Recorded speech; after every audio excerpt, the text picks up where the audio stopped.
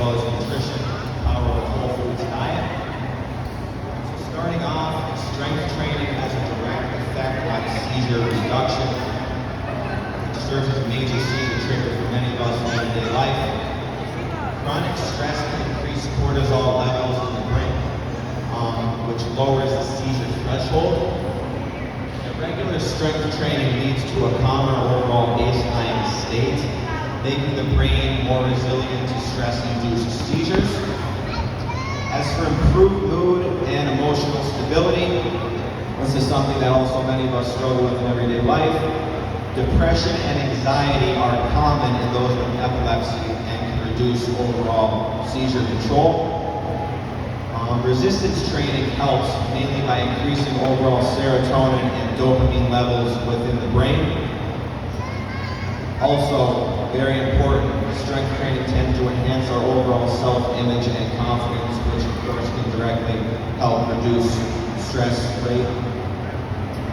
Also provide a sense of control over one's own body and routine. Studies have even shown that short-term resistance training, just up to several months, reduces symptoms of anxiety, depression, and people with overall neurological disorders. Now, as for enhanced sleep and energy levels, many of us, I'm sure we know we don't get enough sleep at night. As for epileptics, this can be very detrimental. This is something that I struggled with and I'm sure helped make my seizures much worse when I was a teen. Resistance training helps with people falling asleep faster, mainly due to improving our overall REM, known as rapid eye motion sleep cycle, which is our deepest sleep cycle, known for overall restoration and recovery, as well as reducing overall daytime fatigue. Now, as for structural brain changes, there is strong evidence that strength training supports brain neurons in epilepsy.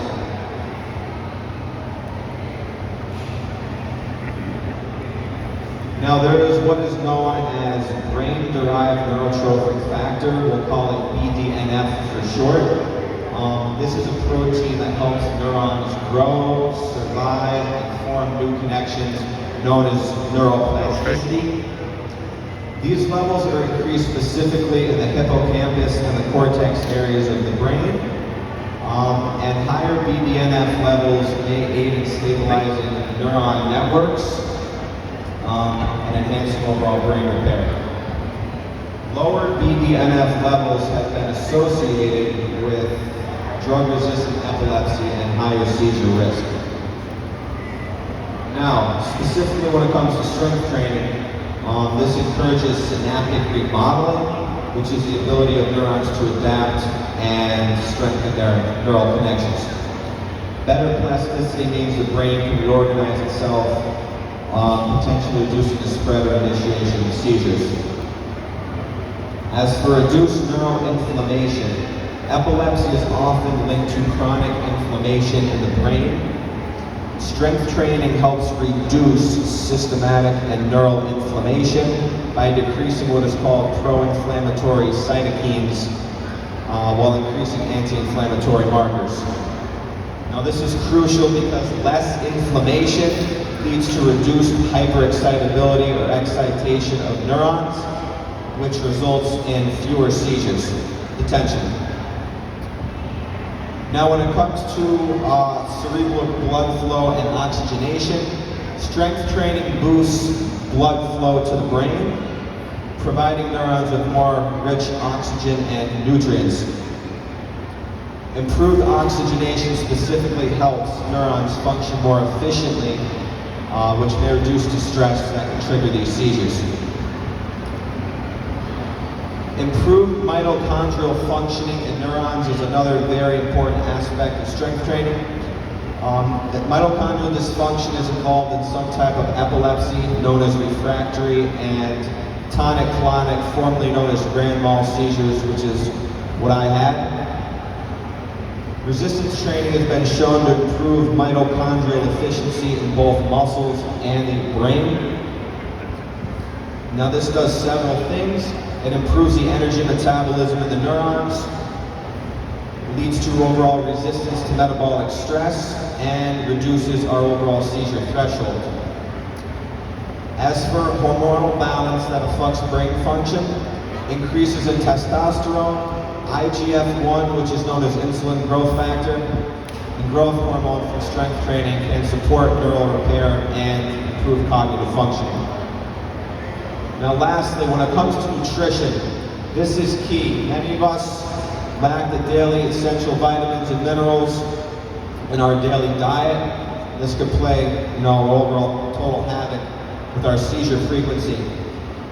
Whole foods with minimally processed ingredients like fruits, veggies, nuts, seeds, and whole grains are rich in anti-inflammatory polyphenols and omega-3 fatty acids. Stabilizing blood sugar is another very important aspect of proper nutrition. Blood sugar spikes and crashes can trigger seizures.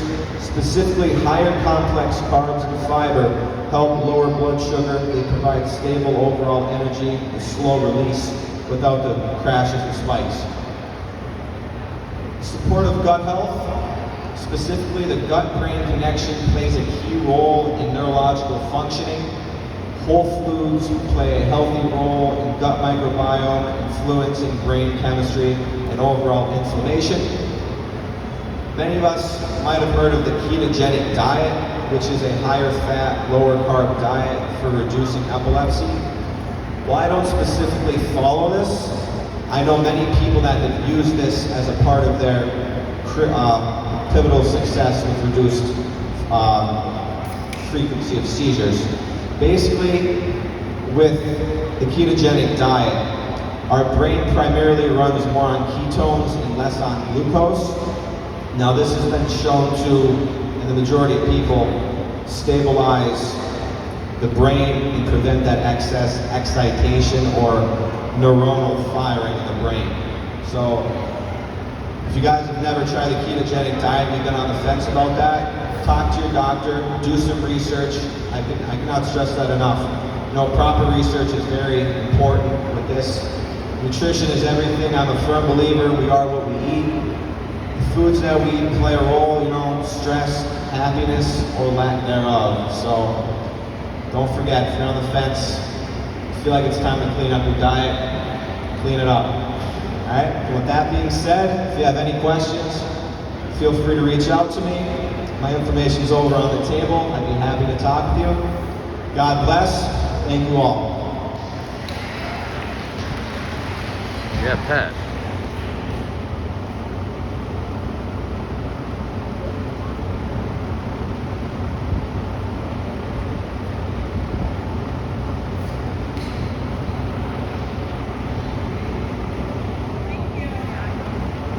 Put your hands together and show some love.